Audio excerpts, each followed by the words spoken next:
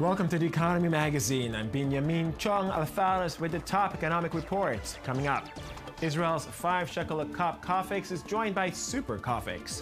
And vandalism costs Argentina an arm and a leg. First, the headlines. G7 finance ministers started a 3-day meeting on Wednesday to discuss the foreign currency market and risks facing the global economy. Topping the agenda will be reviving stuttering global growth and diffusing tensions over China's rising economic cloud. Finance chiefs will focus on how to keep the faltering global recovery on track amid the threat of a Greek default, rising oil prices, and bond market turmoil. The U.S. is also likely to use the meeting to redress trade imbalances and ask Europe to do more to get the global economy moving again. The world is looking for new forms of governance that complements the nation-state system and the balance of the shortcomings of these systems. No nation-state can solve the major problems and challenges in our globally interdependent world on its own. The euro climbed against the dollar in early trade on Thursday, boosted by Greek optimism they may be nearing a deal to secure fresh funding. Greek officials spoke confidently on Wednesday of reaching a cash for reforms deal, saying they had converged on key points with creditors. But IMF chief Christine Lagarde tempered the optimism, saying there was still a lot of work to do before they could close a deal. And German Finance Minister Wolfgang Schäuble, in an ARD television interview, said he was surprised by the upbeat tone from some Greek government officials. U.S. Senator Tom Udall led a U.S. delegation to Havana to explore opportunities for trade and tourism as U.S. ties with Cuba improve. The New Mexican Democrat said trade relations were helped by growing bipartisan support in the U.S. Senate for closer ties. Cross-party support for stronger U.S.-Cuba relations is crucial to overturn the American embargo in Congress. And once diplomatic relations are formally reestablished, the hospitality industry, as well as telecom and construction, are expected to boom.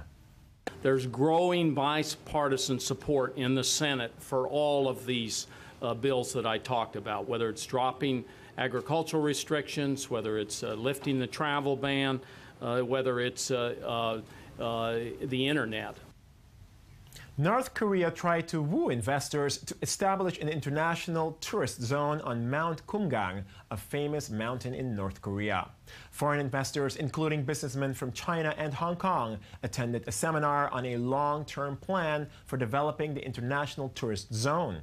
According to state news agency KCNA, Pyongyang aims to develop Wonsan Mount Kumgang into a world-famous tourist attraction. In 2013, North Korea opened a luxury ski resort in Wonsan, in the east of the isolated country.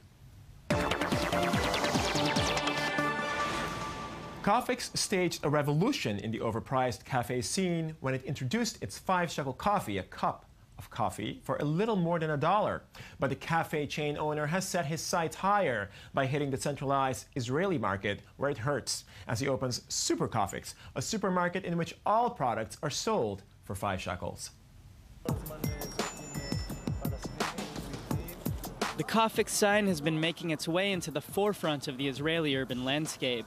These shops have made a buzz by offering sandwiches, pastries, and hot and cold drinks at just 5 shekels apiece, or about $1.30. And now founder Avi Katz has decided to import the concept to the supermarket sector with a new offering called Super Cofix. There will be 2 in Tel Aviv and 1 in Herzliya and 1 in Petach Tikva. I'm sure it will work out, and that's why I was ready to take financial risks by opening in a first phase 4 new shops. Once it will run out, people will ask me for more, and at this time, public investment will be useful. Each Super Cofix aims to offer around 600 items in stores that will be small, from 150 to 400 square meters, and scattered around urban centers.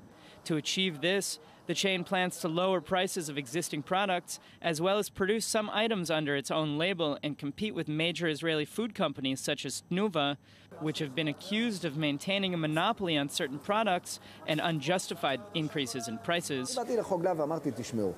In Israel, products are not sold in small quantities. As an example, toilet paper is sold by units of 30 rolls at least. I talked to the main producer in Israel, Hogla, and told them, produce smaller units, and I'll bring to you a market made of 700 small pharmacies, which has no stock room for the products you're proposing now. By August, the Cofix chain should reach 100 franchises across the country. After less than 2 years, the company is today valued at about $23 million. Cost effectiveness is connected to quantity, and a big volume of our customers comes because we offer the right quantity. They can come here very easily, it's quick and easy. They can come back a few times a day. The supermarket opening allows us to answer a demand by selling all our products at a fixed price. Meanwhile, the cost of living has become a major issue at the heart of Israeli society, and it took center stage during the last election. The question now is whether Katz and Cofix can revolutionize the supermarket sector, which is known for rigidity in prices. Next month, the Asian Infrastructure Investment Bank will hold its first general meeting in hopes of launching operations before the end of the year. And with a 30% share, China will be the largest of the 57 participating countries. To understand the implications of this for the global economy, we're joined by Clarity Capital analyst Sam Chester. Mr. Chester. Thanks for having me here. Thanks for joining us. So, just to understand here, we're talking about a very, very big multilateral organization, which essentially China has initiated, which has grown way beyond the proportions that it had potentially intended. Essentially, it's twice the size of what it had intended, about over $100 billion at this point. What exactly does it mean for all these participating countries to sign this charter? So to give some background to the story, China's been very active in funding infrastructure in China domestically, in Asia continentally, and overseas, in Africa and other places for many years. It's part of the rise of China globally. It's part of what has boomed, so to speak, the China economy. And it's part of China. It's part of China's brand. You look at many individual countries, and you can see examples where, for instance, in Egypt, in Indonesia, and Israel, trying to get Chinese funding to build infrastructure projects. What China's been trying to do now with the Asia Infrastructure Investment Bank, the AIIB, is they're trying to set up what they've been doing in different ways for a number of years in a multilateral framework, which will give China more influence and essentially be a competition to establish global brands such as the World Bank and the Asia Development Bank. So what the AIIB is designed to do is to give a framework to some of what China's been doing to draw in players from around the world while still maintaining Beijing's leading edge. And it's really all just come together in the last few months. Right. March 31st was the deadline for members to join. 57 countries around the world joined by then. Pretty much every single country in Asia except for Taiwan, who wanted to join, but China said, let's wait a bit. And then Japan, who as the leading U.S. ally in Asia and as the head of the Asia Development Bank, said they would wait out on the side. The U.S., of course, did not join. Many European countries did, many Western countries did. The U.S. did not join, and the U.S. also famously has been reported to have asked its allies not to participate, and yet ultimately that did not come to pass. Is this more of a reflection on people's unhappiness, so to speak, with the World Bank, with the Asian Development Bank, with the extent to which there's bureaucracy and things just don't really happen properly?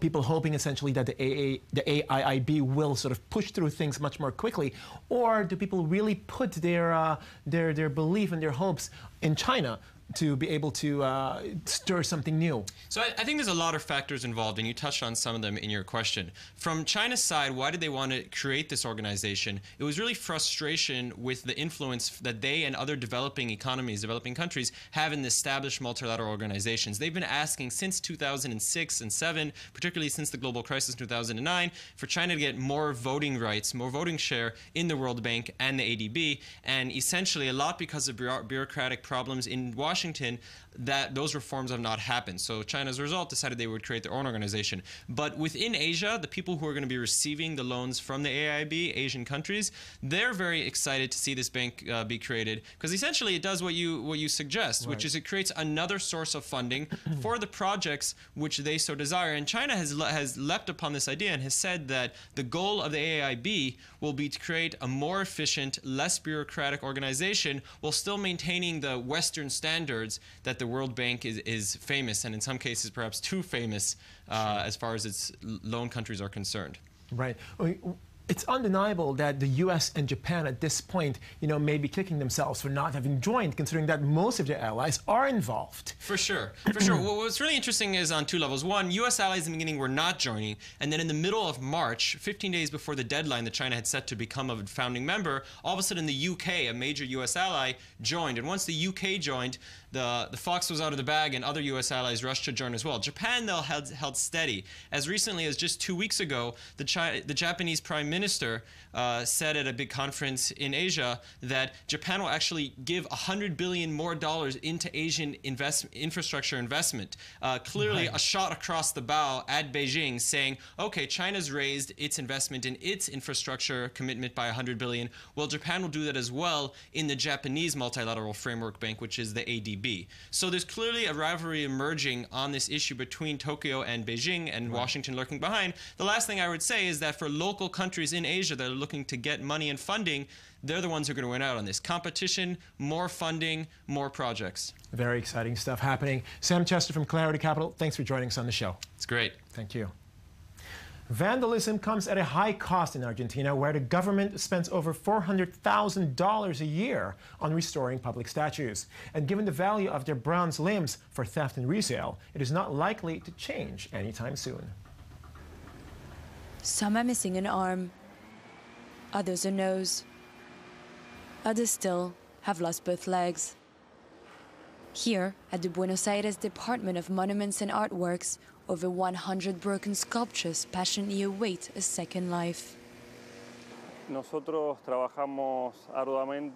We work hard to prevent natural deterioration, which happens with outdoor monuments, and we also work with vandalism-related problems.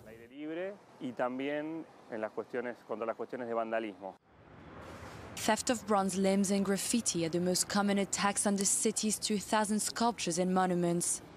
In this workshop, 25 sculptors, welders and engineers work to revive the frozen figures, striving to stay faithful to their original shape. We have photographic archives here in the department, and we guide ourselves with that. We also compile photos from the internet and magazines, and with all of that we managed to see what was the monument's original shape. The Argentine government spends the equivalent of $400,000 on this restoration center every year. But the amount of time and love that has gone into it for the past 60 years is even greater. These statues are our children. It makes us sad that people don't realize the work we're doing, the beautiful cultural heritage we have. It takes so much work to do it all, and it gets broken for nothing. With fixed limbs and cleaner stone, these statues will return to the streets and gardens of the Argentine capital to once again be the silent witnesses of its history. And we're joined now by Daniel Roth for a look at the world press in Media Watch. Daniel, thanks for joining us. Thanks for having me. So I understand you're looking at world hunger? Yes, the UN came out with a big report talking about how many people are hungry in the world. The report says just under 800 million people are undernourished around the world, which sounds like a lot. It is a lot. It is a lot, considering yes. We have enough to feed everyone around the world. However, it's down over 200 million from 25 years ago. From 25 years ago. Yes. Okay. So it's there's work being done. There's targets being reached. Now, across the board, when you look at Latin America, Southeast Asia, these places that are highly developing areas are doing much, much better than they were. Right. But when you look at a place like Sub-Saharan Africa, the numbers are essentially the same. They haven't had any real alleviation of hunger. Is it because of the wars that have been raging in Sub-Saharan Africa? Is that one of the reasons that they mention? It's partly the war, it's partly weak governance, it's partly international disinterest and interest in resources as opposed to people. So corporations coming in and taking mining minerals as opposed to investing in communities, things like coming this. in like China and taking the natural resources as opposed to necessarily developing the local economy, although they have been saying that they would be doing that more so lately. Exactly. So, while much of the world is doing much better, Sub-Saharan Africa is the big story. It's not it's not progressing at all so far. Has it gotten worse, or is it more or less stagnant? 25 years ago, about 23% of the world was hungry. Now it's about 13%. You have developing nations, rather.